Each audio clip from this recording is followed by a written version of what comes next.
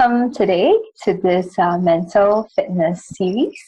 I'm Audrey, the co-founder of PlayMoolah, and today with me I have Winifred and Amanda. Hi. Winifred is a psychologist and she takes care of couple therapists, relationships among men and women, among families and relationships. And we're also very proud today to have Amanda, who's an actress and a host. Hello. And thanks for having me, guys. Yay! We're so thrilled. Yay. And today is really just a heart-to-heart dialogue around some things that we've learned. And this dialogue is really around how we as young people and we as families and citizens are really trying to respond to this COVID-19 crisis. And as part of this mental fitness series, some of us actually are being very challenged in this time. And, personally for me, one of the hardest things to experience is when your loved ones and your family and friends are actually struggling with anxiety and depression. And it's very difficult sometimes. And personally for me, my dad has been struggling with anxiety and depression. And, as a young person myself, I ask, what more can I do? What more can I be? And how more can I be with my loved ones? And something that I learned from Winnie the other day was an action toolkit called Focus on the Good. And, sometimes it's very hard when your friends call you and they tell you that they are anxious or maybe even that they have suicidal thoughts, right? And then your question is, what can you do? And so learning from Winnie, I learned the other day I had a conversation with my dad. Dad was struggling a little bit with the anxiety and the depression. And then I said that, hey, Dad, have you focused and heard of this thing called Focus on the Good? And it was a toolkit that I shared with Dad. And, Dad was telling me, okay, let me try. So we started talking about it. And, we were just pausing from that quiet moment over the phone and asking Dad, what is it that you can focus on the good today? And Dad said, I went downstairs and I jogged and I walked 7 rounds. And I was like, wow. But what was really more amazing? He said, before this, I couldn't even do a walk. I would barely even go down to walk. And this was, on the onset of his depression. And it was so powerful in that moment because it was that sense of awareness, that, wow, it's like when you focus on the good stuff shows up and you raise the consciousness to show that, hey, our minds can tell us things that we didn't know around focusing on the good before. And so we tried that out and, we've been trying to focus on the good. And my dad has also been sharing that, in this time, especially for the elderly and for the older senior citizens, this adjustment has been very difficult. But I've realized that this focus on the good tool that I learned from you, Winnie, that's something that can really help our loved ones and our friends who are struggling a little bit with anxiety and depression. Yeah. Thank you so much, Audrey, for sharing that. It really takes a lot of courage for you to share so personally with us, and also for your dad to be willing to say that this is something that he's been struggling. Because the way that we can move forward with destigmatization of mental illness is to actually talk about it. And you guys have set the way by addressing it openly with everybody. So I want to thank you for that. So Focus on the Good is helpful because it helps us to really rewire our brain a little bit, because we kind of very often we just focus on the negative because we have the negativity bias. So that is really why we need to train ourselves to actually do something that is different. And on that note, for myself, what I have been training myself ever since I had my own illness many years ago is the gratitude practice. So in the beginning of the gratitude practice, it was also not easy for me to come up with the list and to sometimes find it like a bit of a chore, it's just a practice that you do. But I realized that as I train myself to look for the good as well as be grateful for it, over the years, maybe for the last 15 years, I have actually trained my brain to really zoom in and to see. And even on days when it's difficult, I would try to also focus on a few things that I'm truly grateful for. Or sometimes it can only just be one. one thing that maybe that I can always be grateful for is actually my daughter, because she makes me smile and she makes me laugh.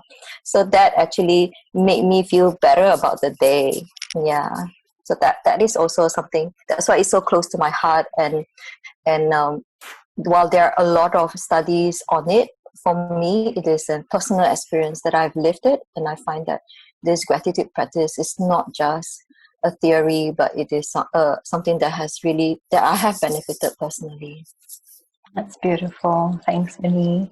Yeah, and this gratitude practice was something that we, along with Amanda, have been sharing and talking about. And Amanda, you were sharing with us also your path to going through this path of gratitude. Share a little bit more of how you got there. Okay, so I moved here 3 years ago, and I mean, let's just say I'm very set in my ways, So moving here, I tried to come here with an open heart, or so I thought, and I found myself really rejecting everything here. Like things. I miss things at home. It's my habits at home. They're better. They're just constantly comparing. And yeah, I didn't embrace it, I mean, so when this thing, when the whole COVID crisis hit, I was not doing too well at first, and I saw myself going down you can say kind of like a negative, like a black hole, and just so one day John and I were having a very intense conversation, verging on an argument, maybe even an argument, but I just don't want to say that now to people. But then he so and it just made me realize a lot of things, like maybe I have taken the good things in my life for granted, and I just chose to zoom in on things that were negative and sometimes out of my control. So I just did simple things like, okay, I just woke up really early the next day and I just Googled gratitude. And I mean, we know the word, we know the meaning of what we hear it tossed around so much, but do we actually know what it means and what it means to practice it? So when I actually understood what it was, and I found myself feeling gratitude towards certain people, especially, I think I'm a big people person, so I get very emotional. But when I started feeling it, I was like, oh, this feels nice. And I don't expect anything in return. That's the most beautiful thing. Oh, beautiful. Yeah. And so you do it because you want to do it. And then I found myself kind of opening up more and just try not to look at the negative. Yeah. And Amanda, I heard something. I heard about something beautiful that you did with the lunchbox that you placed at the near your outside your house. Is that right? Or it was someplace else? Near the lift, downstairs at the lobby. So I actually saw it on Reddit. So I took a screenshot of that. And I'm a procrastinator, so it took me 2-3 days to do this. But because I had to go find a box, and then in my mind I wanted to keep it cold some more, right? I was like, oh my god, I have to go and buy those ice box.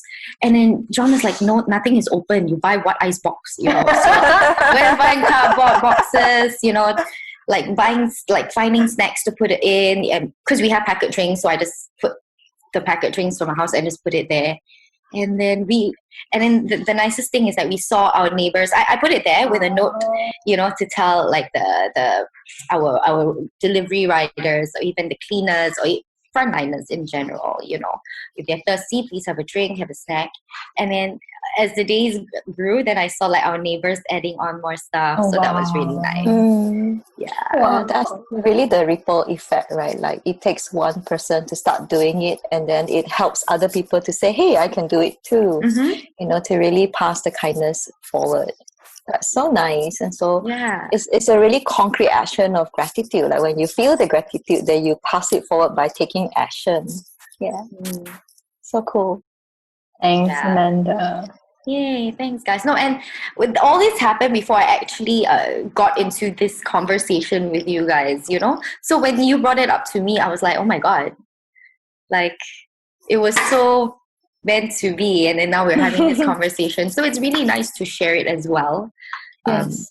Because, yeah, I mean, we all know what the word is, but sometimes we forget, you know? Yeah. I think it's very concrete what you just said, because the word that comes to me is experience. When you experience gratitude, and when you experience that sense of kindness to yourself and to others, you take action around that experience. And I guess this is something that I'm learning too in this COVID-19 crisis, with all these anxieties and fears, and even with our friends and loved ones who are struggling with anxiety and depression. The question oftentimes is, what can we do to be of support, or maybe just to accompany, right? And maybe our friends and loved ones just need like a listening ear. And at the same time, this is also part of a larger series that we have around mental fitness. And on our Facebook and on our Instagram channels, you would see all these different little small experiences and toolkits that can hopefully be useful to help us to be stronger in our minds and in our brains. Because I learned from Winnie too that you can train your brain and your brain can strengthen and grow. Like Winnie says, like your brain is at the gym. That's now our brain is gymming. Yes, that's correct. We can change our brain. And my hope for myself and for everybody would be that, even after this COVID-19 crisis, we will emerge so much stronger and full of hope and be more resilient in that sense, that we can face our future with great hope and courage. Indeed. Alrighty. Thank you, everybody, for this beautiful time. Thank you, guys.